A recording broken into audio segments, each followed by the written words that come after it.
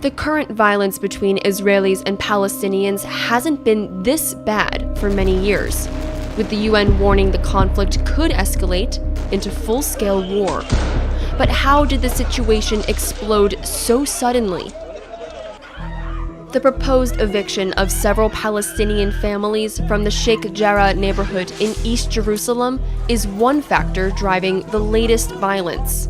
They've been living in the area since 1956, and the possibility of eviction sparked international criticism and a protest which left 22 Palestinians injured when Israeli police moved in to clear a road. Israeli police clashed with Palestinians after Friday prayers at the Al-Aqsa Mosque, built on a compound known to Muslims as the Noble Sanctuary and to Jews as the Temple Mount. It's one of the holiest sites in the city for both religions. Israeli police fired stun grenades inside the mosque itself, while Palestinians threw stones.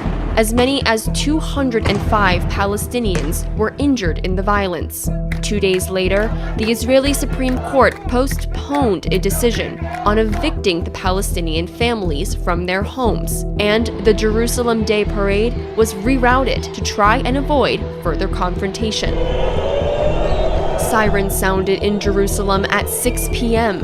as militant groups in Gaza, namely Hamas and Islamic Jihad, fired 6 rockets at the city in retaliation, they say, for the actions of the Israeli police.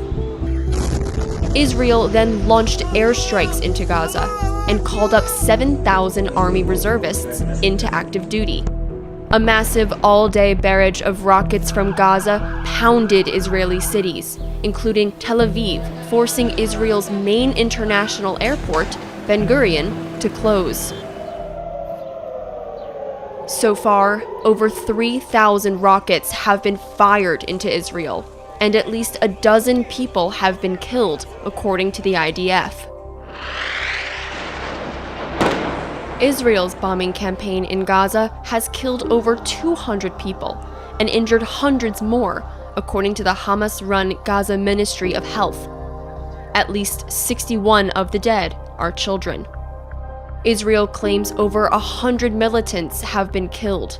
There has been gathering international condemnation, but putting an end to the violence looks increasingly difficult. Political, religious, and nationalist factors all play a role.